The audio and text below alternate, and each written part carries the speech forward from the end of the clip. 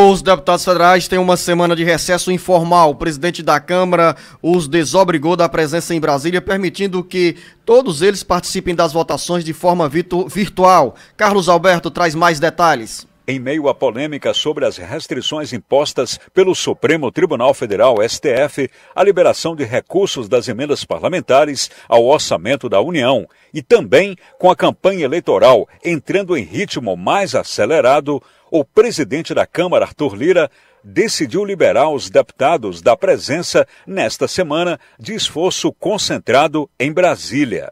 A agenda tem uma pauta de votação denominada pelos deputados de esforço concentrado, mas ao mesmo tempo de recesso informal. Com a decisão da mesa diretora, os deputados poderão conciliar a campanha eleitoral com as votações remotas. Estão previstas para a votação propostas consideradas prioridade para o Executivo, como o segundo projeto de regulamentação da reforma tributária e o projeto de lei que institui pacote de medidas de estímulo ao crédito para beneficiários do Bolsa Família e de apoio a microempreendedores individuais, MEIs, e as micro e pequenas empresas. O programa Acredita. Sem a presença dos deputados em Brasília, as comissões técnicas da Câmara ficam ao longo desta semana esvaziadas. Há quem diga, nos bastidores políticos, que o gesto do presidente da Câmara, Arthur Lira, foi um recado ao Palácio do Planalto após a suspensão por decisão do STF de exigir mais transparência na aplicação dos recursos das emendas parlamentares ao orçamento da União.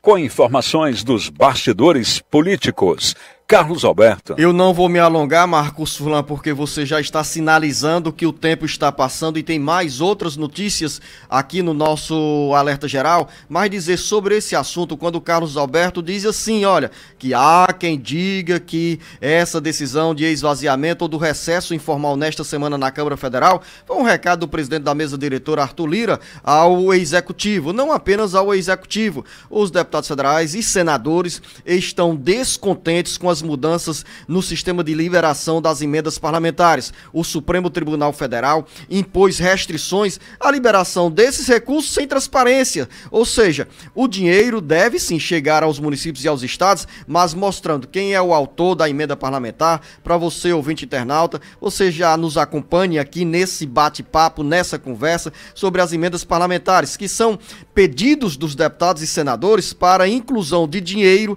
no orçamento da União, a ser liberado esses recursos, a ser liberado esse dinheiro para obras nos redutos eleitorais dos deputados federais e senadores. A cada ano, cada deputado tem um montante de recursos de emendas parlamentares. São emendas parlamentares chamadas impositivas, porque obrigatoriamente devem ser liberadas dentro do mesmo ano daquele orçamento, ou seja, em 2024, o orçamento da União tem quase 50 bilhões de reais em emendas parlamentares. O presidente Luiz Inácio Lula da Silva alega que o Congresso Nacional invadiu uma prerrogativa do Poder Executivo de comandar parte dos recursos do orçamento da União. É essa queda de braço que está sendo travada e o presidente Luiz Inácio Lula da Silva se reuniu nessa segunda-feira, abrindo a semana da agenda política em Brasília, com os líderes na Câmara Federal, para dizer o seguinte: vamos trabalhar com paz e harmonia